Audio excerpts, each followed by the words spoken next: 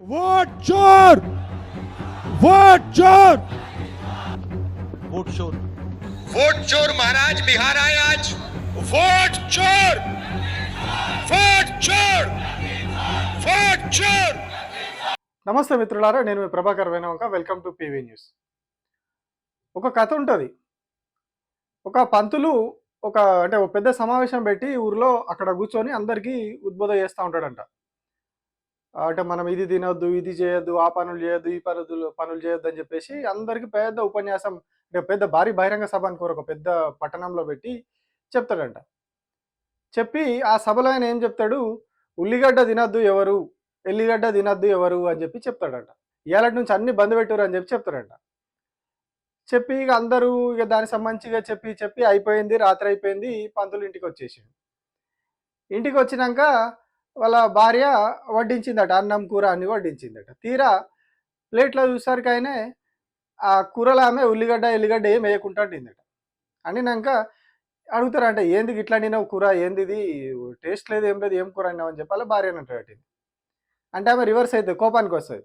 ఇప్పటిదాకా నువ్వే పోయి అక్కడ అంత పెద్ద సభ పెట్టి ఉల్లిగడ్డ తినద్దు, ఎల్లిగడ్డ తినద్దు, అది తినద్దు, ఇది తినద్దు అని ముచ్చట్లు చెప్పినావు, మళ్ళీ ఇడికి వచ్చేమో నన్ను ఉల్లిగడ్డేలు ఎల్లిగడ్డేలు అని లొల్లి పెడుతున్నావు, ఏంది కథ అని చెప్పి ఆమె రివర్స్ అయిందట.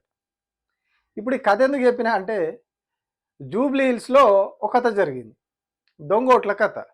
ఒకటే ఇంటి నెంబర్ మీద 43 ఓట్లు బయటపడ్డాయి, ఒకటే ఇంటి నెంబర్ మీద. అంటే మిగతా డివిజన్లు, మిగతా ఏరియాలు అన్నీ కూడా ఒకసారి గట్టిగా చక్కెర కొడితే ఇంకెన్ని ఓట్లు బయటపడతాయో లెక్కేసుకోరు. మరి దీనికి ఆ కథకి ఏం సంబంధం అంటే, ఒక్కసారి ఢిల్లీ దాకా పోయేద్దాం.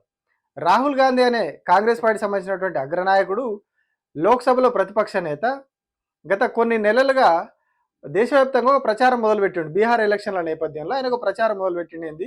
ఓట్ చోరీ జరుగుతుంది దేశంలో, బీజేపీ అనేది దొంగ ఓట్లు తయారు చేసింది, ఒక్కొక్క ఇంటి నెంబర్ మీద ఇన్ని ఓట్లు ఉన్నాయి, 100 ఓట్లు ఉన్నాయి, సింగిల్ హౌస్ నెంబర్తోని సింగిల్ రూమ్లో 10ల సంఖ్యలో ఓట్లు క్రియేట్ చేసిరు, వీళ్ళు దొంగ ఓట్లు వేయించుకుంటా ఉన్నారు బీజేపీ వాళ్ళని చెప్పి ఆయన ప్రెస్ మీట్లు పెట్టి ప్రజెంటేషన్లు ఇచ్చుకుంటా చాలా పెద్ద పెద్ద క్యాంపెయిన్ చేస్తూ ఉన్నాడు దాని మీద. ఇప్పుడు కంప్లీట్ కాంగ్రెస్ పార్టీ క్యాంపెయిన్ అంతా కూడా బీహార్కి సంబంధించి ఓట్ చోరీ అనే అంశం మీదనే జరుగుతూ ఉన్నది. కేవలం ఓట్ చోరీ అనే ఆ నినాదంతోనే బీహార్ ఎలక్షన్లలో ఓట్లాడుతూ ఉన్నారు వాళ్ళు.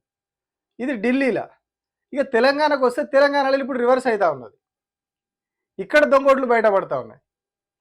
ఒక యూసుఫ్గూడలో ఉన్నటువంటి ఒక ఇంట్లో ఒకటే ఇంటి నెంబర్ మీద 8/3/231/B/160 ఇంటి నెంబర్ 8-3-231/B/160 ఈ ఇంటి నెంబర్ మీద 43 ఓట్లు బయటపడ్డాయి.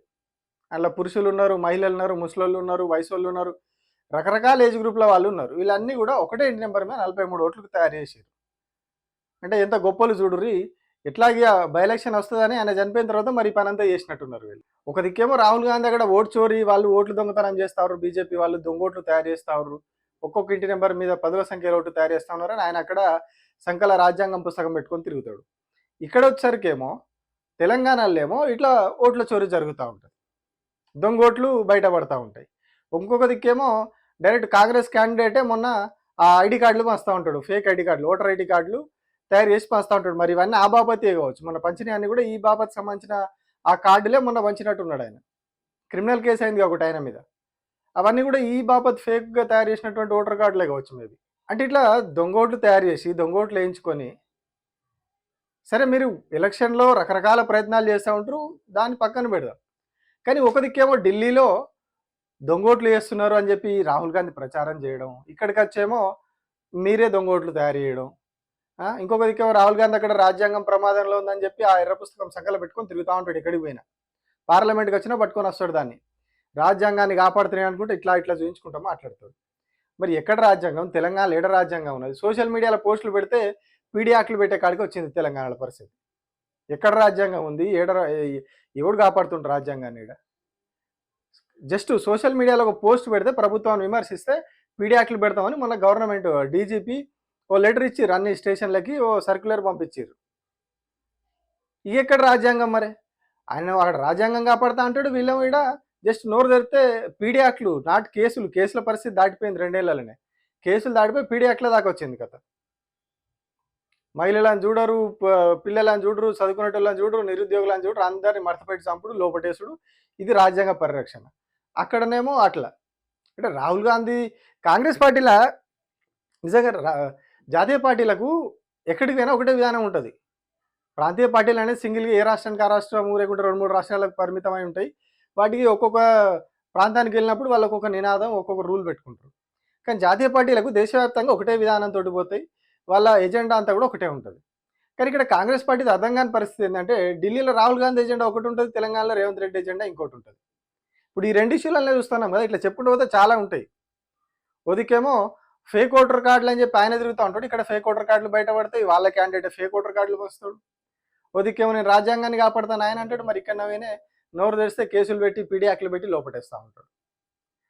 అసలు మీ విధానాలు ఏందో అది ఉంటుంది కదా సినిమా డైలాగ్, మీరేందో మీ విధానాలు ఏందో ఎవ్వరికి అర్థం కావు నిజంగా. అక్కడ ఒకటి చెప్తాడు, ఇక్కడ ఒకటి చేస్తారు, ఇక్కడ ఒకటి చేస్తారు, అక్కడ ఒకటి చేస్తారు. అదేంది ఎమ్మెల్యేల ఫిరాయింపుల మీద మేము చట్టం పటిష్టం చేస్తాం, ఇట్లా కండువా మార్చుకోగానే డిస్క్వాలిఫై అయితే చేస్తామని రాహుల్ గాంధీ చెప్తాడు. తెలంగాణలో 10 మంది ఎమ్మెల్యేలు గుంజుకుంటారు. మళ్ళీ గుంజుకొని అసలు వాళ్ళు మా పార్టీలకే రాలేదు, ఇంకా మా దగ్గర చేరనే లేదు, మాకు వాళ్ళ పార్టీకి సంబంధమే లేదని చెప్పేసి వాటిలో మాట్లాడుతారు. అంటే ఎన్ని డబల్ స్టాండ్లు ఏంది, మీ విధానాలు ఏంది, మీ పద్ధతులు ఏంది? ఒక్క కాడు ఉండరా? ఒక జాగాలో రాజకీయంలో ఒక నిలకడగా ఉండి ఒక మాట మీద ఉండి. బీజేపీ ఒక ఎజెండా ఉన్నది, హిందుత్వ ఎజెండా అంటారు వాళ్ళు. ఆ ఎజెండాతోటే పోతారు, వాళ్ళు ఒకటే లైన్లో పోతారు, అటు ఇటు గారిగా. ఏం చేసినా ముస్లింలను జెర్సేపు సంకలు వేసుకుంటారు, వాళ్ళు ఏడుంచాలో ఆన్నే ఉంచుతారు. మిగిలిన మైనారిటీలందరూ ఎంతసేపు సంకలు పెట్టుకోవాలి అంతసేపు పెట్టుకుంటారు, పక్కన పెడతారు, మళ్ళీ వాళ్ళ ఎజెండా పట్టుకొని పోతారు. కానీ మీ ఎజెండా ఏంది, మీ విధానం ఏంది? అక్కడొక విధానం, ఇక్కడొక విధానం. ఇట్లా ఇప్పుడు దొంగోట్ల ఇట్లా బయటపడేసరికి మొత్తం రాహుల్ గాంధీ ఇన్ని రోజులు చేసినటువంటి ప్రచారం, ఇన్ని రోజులు ఏది పెద్ద పెద్ద స్క్రీన్లు పెట్టి చేసినటువంటి ప్రజెంటేషన్ అంతా కూడా గాయబ్ అంతా. Tata bye by good bye చెప్తాడు రాహుల్ గాంధీ, సేమ్ అట్లే అయింది. ఖతం, by by, Tata, good bye, Gaya. ఇప్పుడు కేవలం ఒక యూసుఫ్ కూడా డివిజన్లోనే వీళ్ళు ఎత్తికితే ఇన్ని వెళ్ళినాయంట. ఇంకా మిగిలిన డివిజన్లలో అన్ని కూడా ఎత్తికితే కుప్పలు తెప్పలుగా సేమ్ రాహుల్ గాంధీ ప్రజెంటేషన్ ఇచ్చినట్టు ఇక్కడ పాపం కేటీఆర్ కూడా ప్రజెంటేషన్ ఇవ్వాల్సి వస్తుంది కావచ్చు. మరి చూద్దాం ఇంకెన్ని బయటపడతాయో. వీళ్ళు ఇంకా తిరుగుతూ ఉన్నారంటే బీఆర్ఎస్ వాళ్ళు ఇంటింటి ప్రచారంలో బాగా ఇవన్నీ వెళ్తూ ఉన్నాయి. సో వాళ్ళు ఇంకా పోతా ఉంటే ఇంకా బయటకు వస్తాయి కావచ్చు. మనం కూడా సేమ్ తెలంగాణలో కూడా అట్లాంటి ప్రజెంటేషన్ చూడాల్సి వస్తుంది. అక్కడ కాంగ్రెస్ వాళ్ళు ఇస్తే ఇక్కడ బీఆర్ఎస్ వాళ్ళు ఇచ్చే పరిస్థితి వచ్చేటట్టు ఉన్నది. Thank you. वोट चोर, वोट चोर, वोट चोर, वोट चोर महाराज बिहार आए आज। वोट चोर, वोट चोर, वोट चोर।